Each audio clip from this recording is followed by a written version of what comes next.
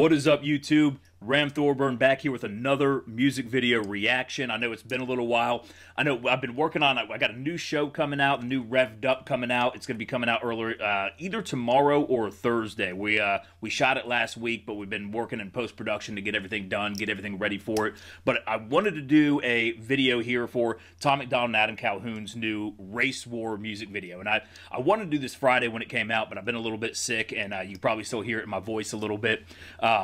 But want to see what they're talking about here. I think we're going to have a lot of stuff to talk about in this because it seems like it's very pertinent. Now, just for anybody who is not familiar with my music video reactions, I am not just going to sit here and tell you, oh, I liked the song. Oh, it was great. Oh, man, they did a good... No, what I'm going to do is I'm going to sit down. I'm going to break down what they're talking about and how it relates to the socio-political environment of America today. So if that's not your thing, kindly see your way out. I've caught some flack in my last one. I guess I didn't make that clear to people, and they were not very happy. Well, guess what? If that's not your thing, get the fuck up on out of here, because that's what you're getting here. So we're going to be doing a little bit of a breakdown here of Tom MacDonald, Adam Calhoun's Race War. So let's get into it. Let's go ahead and take a listen to it, and let's see what they say. It's okay to be racist, as long as you hating on the Caucasians, teaching white kids that their shade's the same as school shooters and rapists. Maybe I'm tripping because the white children have been getting taught that they got white privilege by the white guys in the high heels who identify as the white women. I'm not proud to be white, but I'm fine with it, because I'm not allowed to have pride in it, because the colonizers and the white bigots made white history my business. I ain't never gonna give a damn if you like me. I ain't gon' trip when they stereotype me. I'm a white boy, and a white boy like me knows that all lives matter. Bite me. When I was younger, they taught me to never see color, to treat every man as if he was my brother. But now that we're grown up, we hate one another for all of the ways that we struggle and suffer. They coming for blood and we running for cover. The government wants us divided and dumber, addicted and drunk in the gutter, so we never wake up and never recover. All right.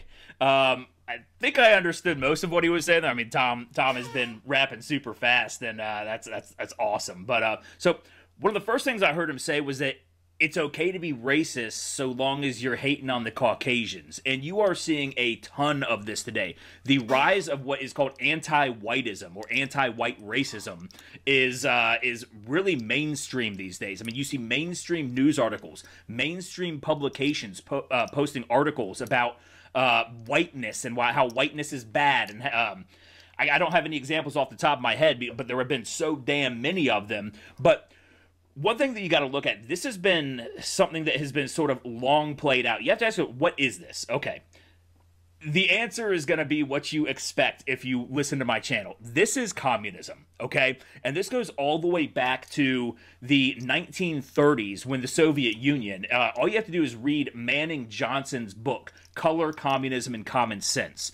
And he talked about how the Soviets saw that race was one of the easiest fissures to divide, to split apart, to destroy American society. If you can create the race wars, if you can drive the people apart, you can start creating the sort of social conditions that would allow for a communist takeover to start to occur. And you know, G. Edward Griffin did a great speech back in 1959, and where he talked about Manning Johnson's Color, Communism, and Common Sense. You can also listen to his HUAC, his House Un-American Activities Committee's speech, where he talked about how, you know, Manning Johnson was a high-ranking communist. He was a black high-ranking communist in the 1930s, 1940s, and he realized that he was just being used by the communists as a way to bring in black people into communism, to create that fissure, to divide society, and to create what would then be a ripe society for a communist takeover. And that's kind of the roots of all of this. The roots of the racial divide in America really stems from there, but it goes even further. You know, you have to know, what is whiteness? You know, because they always say whiteness. I mean, they say white people a good bit, but whiteness, you see that a lot. Well, whiteness is just a representation of anything that is Western civilization. It's Western tradition, it's Western culture, it's Western values, typically European, typically Christian in root. And so what you're seeing by, you know, the constant attack on whiteness is you're seeing a comm block attack on Western civilization. That's essentially what you're seeing. But of course, they'll never actually say that that's what they're doing, because communists can never actually come out and tell you exactly what they're doing, because they would be opposed outright if they did. They have to subvert people. It's sort of a a ideological bait and switch. You know, you get people agitated and you manipulate them and you use them to create the divisions that is necessary in order to create the chaos that destroys society, that then creates the blank slate for them to come and rebuild a communist society. It's really devious, it's really evil, and it's really, really dishonest and manipulative. But one of the things I also heard Tom say in there, he says, when I was young, what did he say? He says something along the lines of, when I was young, I was taught not to see color. And that goes back to sort of what we all believe to be the Martin Luther King Jr.'s I Have a Dream speech, where he says, what was it? I have a dream that one day we will not be judged by we'll be judged by the content of our character, not the color of our skin. Well, I mean, you can get into Martin Luther King Johnson and how he's MLK and how he, Martin Luther King. I don't know where I got thinking Manning Johnson.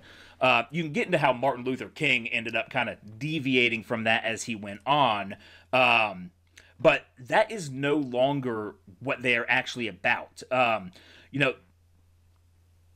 See, I'm trying to think the best way to put this, because at this point, the bringing together of people, which was Martin Luther King's I Have a Dream speech, is not actually conducive to creating the violence and the infighting and the cultural decline that the communists need to take over America. So they need to actually stoke the divisions, and that's where you get that's where you get like Derek Bell, who is the godfather or the grandfather of critical race theory. And critical race theory is, I mean, we've all heard about CRT and critical race theory and all the other critical theories that have come out. But Derek Bell was a Harvard professor, and also he was one of Obama's professors, and one of the professors that Obama actually stayed in touch with for years, even through his presidency. So, I mean, you can tell Obama was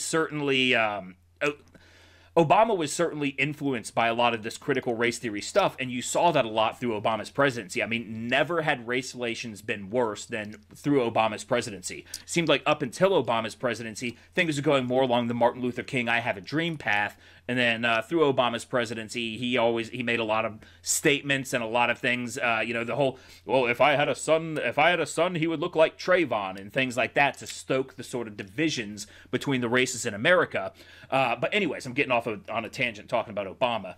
But what a lot of the critical race theorists believe is they actually believe in the segregation that the civil rights movement sought to end.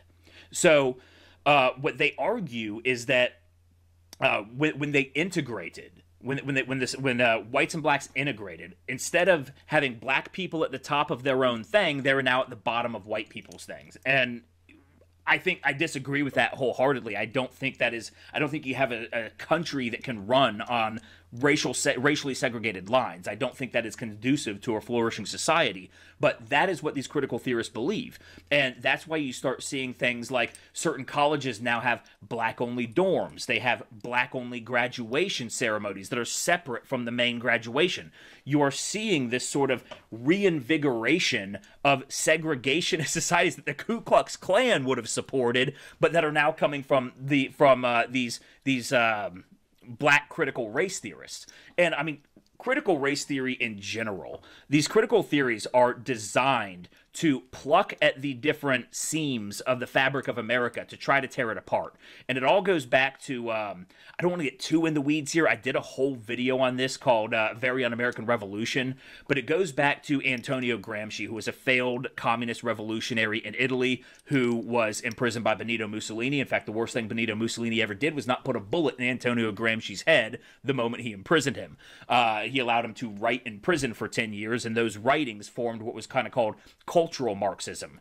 And cultural Marxism, instead of using the classism of the proletariat versus the bourgeoisie of Bolshevik Marxism, actually said, okay, well, let's take all the different fissures of society and let's tear them apart. Let's pit men against women. Let's pit whites against black. Let's pit rich against poor.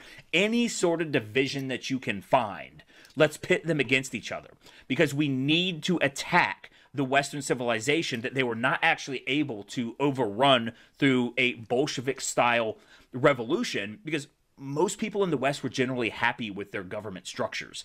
Anyways, I don't want to get too much in the weeds on that, not right now, at least.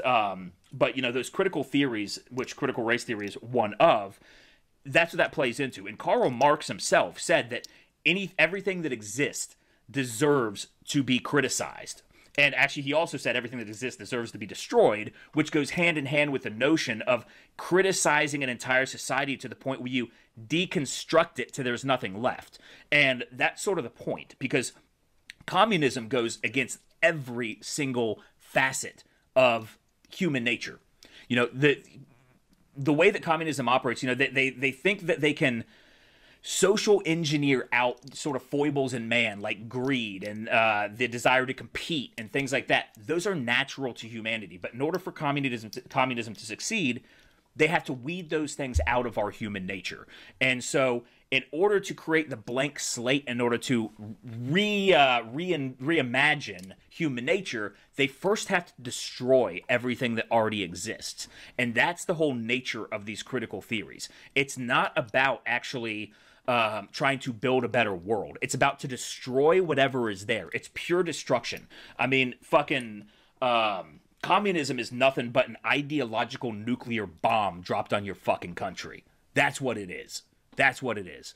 Anyways, I'm getting off in the weeds here. I want to get back to the music video here. So, but remember, guys, I told you this is what you get when you watch my music video reactions.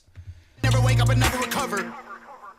Call me culture vulture cause I rap good. I don't pop Zans or smoke backwoods, but they call me a wigger and label me Hitler and hate like I'm wearing a Klan hood. It ain't left or right or black or white, it's good and evil. Elite folks ain't normal people. United we stand and divided we fall. America, we gotta get real. You were segregated, that was not fair. You were enslaved, they did not care. But you were never on a plantation and my generation was not there. That's trauma in your DNA, causing what we see today. I pray to God you staying strong, don't wanna see no man in pain. You white folks, I'm embarrassed. Some of y'all are such Karens. That prejudice you inherited was racism from your parents. Get that poison out your veins. Whites and blacks are all the same. They want us in our graves, just let me try to explain.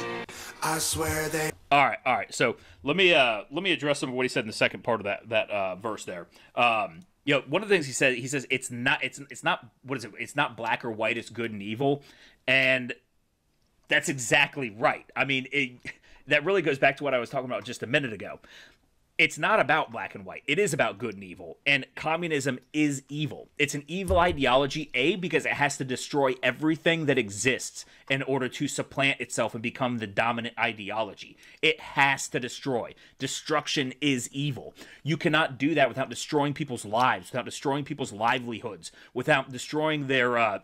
whether it's relationships, whether it's friendships, whether it's families. You have to destroy everything. Economies. You have to destroy it all. It's pure destruction. That is evil. That is absolutely evil. And that is why they are doing this. It's about destroying everything that we know and love about life and about society and about how we see and navigate through the world. Or as they like to say, move through spaces. Navigate through spaces. Whatever the fuck they say. They always have this weird stilted ideologies because, of course, revolutions are always verbose, as Leon Trotsky said. He also said, another interesting thing that he also said was something along the lines of what he's, but you were never on a plantation and my generation was not there. That makes and that is a point that is so obvious, yet is so ignored at the same time by these critical race theorists. And you see, you know, I talked about Derek Bell, but we have the new wave of critical race theorists, which is like Ibram X. Kendi, who his real name is, I believe it's, what is it? It's Harry Rogers. That's his fucking name. Harry Rogers. Ibram X. Kendi. He changed his name to sound more like a Marxist revolutionary, but his real name is Henry Rogers. Henry Rogers. That's it. Henry fucking Rogers. So what he says is that he doesn't say that, you know, forget the past. You know, you can look at the past and say, okay, well, we have these sins, but we've learned from them and we've moved on and we come together. It's like Dak said in the black and white video, I forgive and don't want to be enemies. Ibram X. Kendi says the exact fucking opposite. What Ibram X. Kendi says is that the only way to solve past discrimination is to have present discrimination, and the only answer for present discrimination is future discrimination. So basically, Ibram X. Kendi's entire worldview is just, let's make sure that somebody is being discriminated against for the rest of humanity. Now, I got a feeling that if you fast forwarded all the way up to the point where, let's say, all right, we're now 300 years in the future, and we've got technologically, and we're able to live all the way that long. I've got a feeling when it comes back around to, all right, well, the whites have been discriminated for this long, now it's time for the whites to discriminate against the blacks again. I got a feeling he'd change his tune then, because all of these people are grifters. They're all very, very self-interested. And Ibram X. Kendi especially. It just came out even earlier this week that Ibram X. Kendi, his study for anti-racist research and policy, or something along that lines. He's got a whole school of anti-racism study at Boston University. He had been given over $30 million, and he was supposed to create, like the biggest database of racist, examples of racism and all this kind of stuff. Nothing to show for it. He basically just started a blog that made like 2 entries, and that was it. And now he's laying off people because he's burned through all the $30 million. He's done nothing with the fucking money. And the school's like, we were actually expecting something from this. But when it comes to these anti-racist grifters, the grift is the product. Look at Black Lives Matter. Look at the hundreds of millions of dollars that were donated to Black Lives Matter. Did it go to black people? No. Did it go to black businesses? No. Did it go to build black communities? No. But it sure as shit bought the founders of Black Lives Matter a whole bunch of mansions and a whole bunch of property and made them a whole lot of money. And that's the same damn thing with Ibram X. Kendi and in his anti-racist center. Because the grift is the fucking product. It's absolutely ridiculous. It's, I mean, of course, I'm not even going to get into the whole concept of why are these communists then trying to steal all the money, because, of course, they don't actually believe in what they preach. They're all just grifters. They're all just liars. Anyways, let's get back to the song. I'm fucking ranting and raving again. Y'all are getting me fucking revved up. Explain. I swear they want us in a race war, dying every day for whose lives matter more.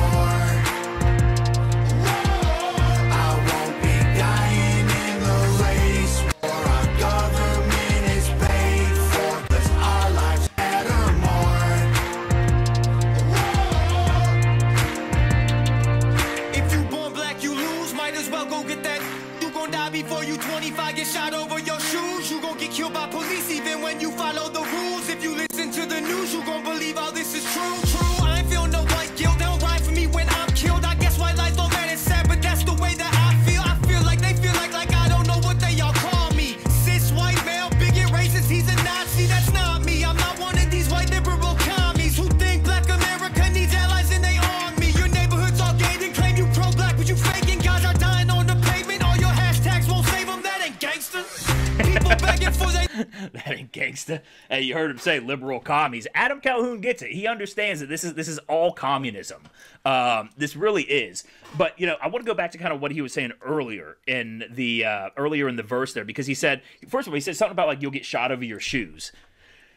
And I think I don't know whether he was saying as much as he realized he was saying, or if he realized how much he was actually saying there, because he's making the point that in black neighborhoods, black people get killed by black people all the goddamn time, and nobody bats an eye. Nobody says a word. There are no task force or marches for black on black crimes. It's just crickets.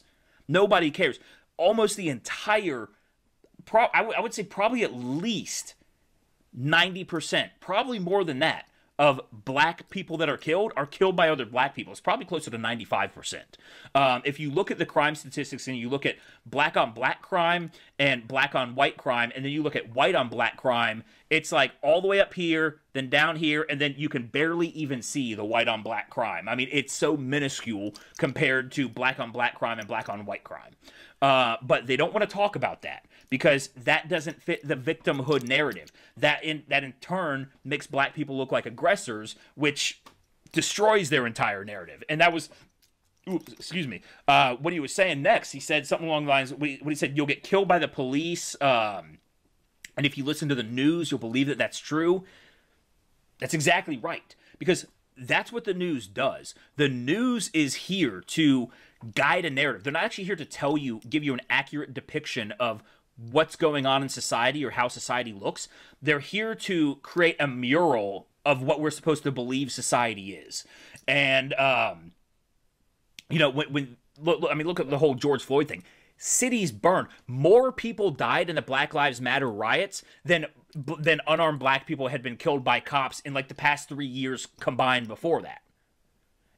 I mean, the math just doesn't add up. But as I forget whether it was Lenin or Stalin, I think it was Lenin, that said that the media is supposed to be both propagandists and agitators of the masses. So they're supposed to drive they're sort of the driving force between this neo-Marxist revolutionary undertow that is just swallowing our entire society whole. It's all being driven by a media who will not be honest about anything. They're they are opportunistic, they are devious, and they just absolutely will not tell you the truth about anything. So they just select what they do and don't tell you, and that is just so damn evil. So damn evil. Anyways, let's get back to the song here. Won't save them, that ain't gangster. People begging for their life still. I know white people who can't afford to pay their light bill, who might feel like they the ones who losing their life, when the worst thing you could be is not ashamed to be white. White privilege is a system they position for division. If you black, you go to prison. If you white, your life is different. Take some money, race religion, sprinkle in some ammunition, and make everyone believe that the other team is the villain. I ain't pro-black, I ain't pro-white, I'm pro-American. Every color turns up bones one day when you bury them. Whites and blacks are all the same. They want us in our graves. Just let me try to explain. I swear they. Okay, and I think both Tom and Adam understand what's going on here. I think they understand that this is all sort of a communist divide and conquer theory. But when he started out this, and he says something like, "What is it? I know white people who can't afford to pay their light bill." I mean, look at Appalachia. What is it? Eastern Tennessee, Eastern Kentucky, West Virginia, that whole region, that is one of the poorest regions in the entire country, and it's almost all white people. It's almost all white people of Irish and Scottish descent, and most of them don't have a pot to piss in or a window to throw it out of. Most of them never even went to school. There is a ton of the most abject poverty that America has to offer tends to be white people in Appalachia. But it's not just that. It's also just the working class whites, the people who work in the Rust Belt, whether it's Pittsburgh or Cleveland or Detroit. They're working class, they're blue collar, and they're being crushed between the millstones of taxation and inflation, which again is a Vladimir Lenin thing. The way to eliminate the bourgeoisie, the middle class, is to grind them between the millstones of taxation and inflation. And that had been happening for so long, and these working class white Americans had no voice for so long. That's how Donald Trump got elected. That is how Donald Trump got elected, because finally, after getting absolutely no representation in their government for decades, all of a sudden Trump comes along. He's a populist. He's looking to look out for the working class, which was traditionally a more Democrat sort of position. But the Democrats have become the party of the elite, the coastal elite wealthy types, the mainstream media, the tech oligarchs, all of the venture capitalists, the hedge funds, all those people, Wall Street, that is now the Democrat Party. And so Trump comes along. He actually speaks their language. He says he's going to look out for them. They vote for him. They vote him into office. And how do these wealthy liberal elites respond? Excuse me. They call them racist, bigots, and literal Nazis nonstop for years on end. They get punched in the streets. If you look in New York, there was a whole trend of black people running up behind white people and hitting them over the head with bricks. Some of these people died from this. Just walking down the street, minding their own business, pow, brick to the head, dead. And that's where a lot of that is spawned from, a lot of this anti-whiteness rhetoric. But that's how they got Donald damn Trump. And then, of course, once they voted him, they got vilified for it. They cannot catch a fucking break. And so you wonder why people are pissed off. That's exactly why. And then he says the worst thing that you can be is not ashamed to be white. And that reminds me that's true. You're supposed to have white guilt. You're supposed to feel guilty for the history of your generation. First of all, just like the way the media only points out what you're allowed to see and what you're not allowed to see, academia does the same damn thing when it comes to, issues like slavery.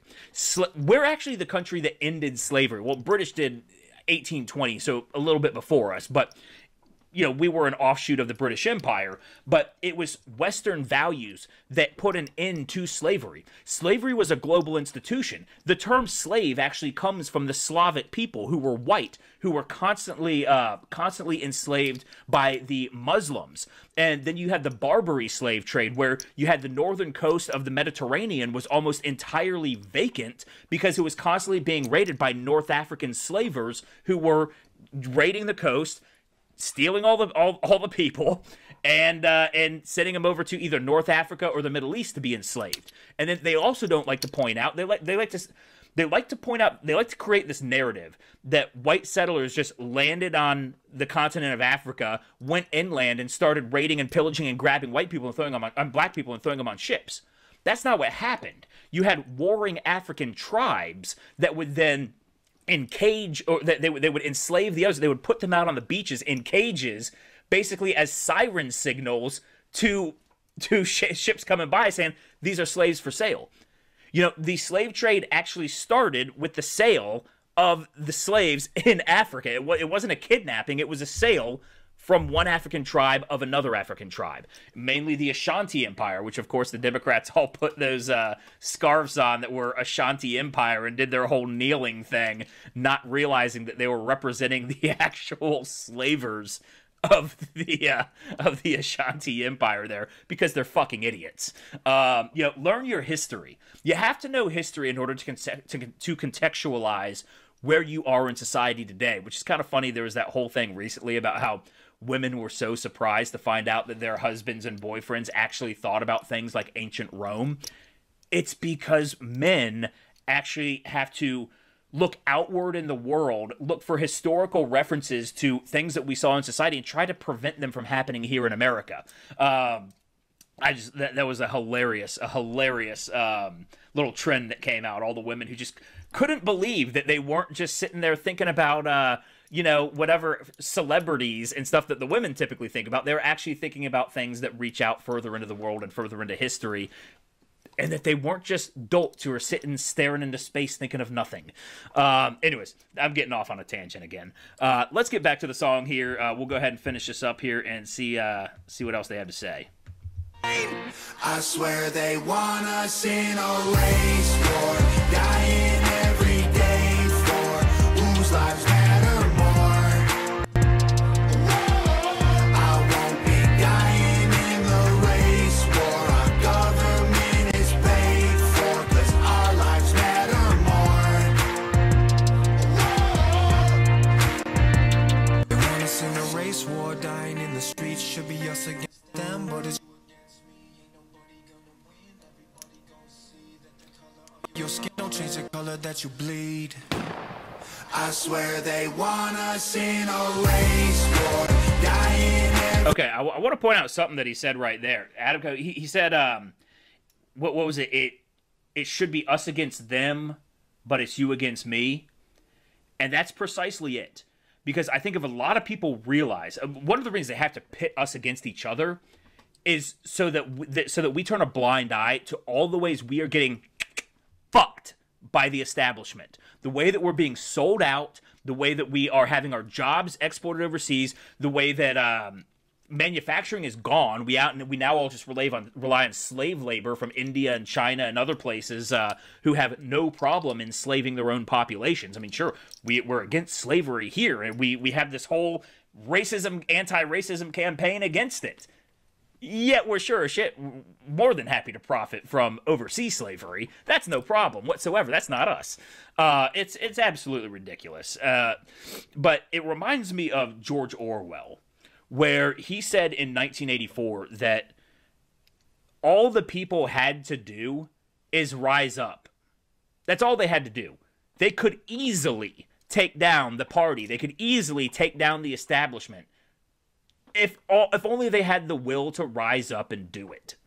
And I think we're starting to see a little bit of that energy here. The anti-establishment fervor is a alive and healthy in America and growing, and I only hope that it continues to do so, because we have just been absolutely overrun by people, by an establishment who does not care. You know, we are a fascisto-communist government at this point. We are a merger of the corporate state and the government, which is a lot like what China is. It takes the economic structure of fascism, but then the social credit system, more communist morality, and blends them together to be sort of like the yin and yang of global enslavement. And that's the direction we're headed. And it just seems like a lot of people are just trying to make enough money so that it doesn't affect them, when most of us are not going to fall under that camp. The only thing we can do is band together, put all this bullshit aside, band together, and throw these people the fuck in the goddamn jail cells, or worse. You know, I don't want to get kicked off YouTube, but let's just say that these people do not belong in power, and I'm not sure they belong on our planet. Anyways, I think they just kind of finished this out here. Just another round of the hook, and you know the hook is right too. That they want us in a race war. They want us in that race war because it keeps us distracted from what they're doing to us, the way they're fucking us over. So wake the fuck up, ladies and gentlemen. It's not me against you. It is us against them. So I hope you guys enjoy this. I know I haven't done a whole lot of these music video reactions. I'm not really used to just going off the cuff and just kind of rambling on about these kinds of things. Do look out for my my new Revved Up episode that's going to be coming out. Should be coming out either tomorrow or Thursday. I'm not sure which yet. We're trying to get all the editing and everything done on that. Should be pretty awesome. Don't forget to subscribe to the channel. Like, share, comment, subscribe. I was banned off of YouTube for 2 years. I somehow miraculously got my channel back. So I definitely need you guys' help in order to get this channel out there, because I'm pretty sure it's about as shadow banned as it possibly gets. Also, make sure you follow me on X and Rumble, because I have no idea how long it's going to be before I'm kicked off this channel again. I'm not the type of person who bites their tongue. So find me on Rumble. Find me on X. I post most stuff on X, and I'm probably going to be doing some exclusive stuff on X coming up here soon. Of course, X being formerly known as Twitter.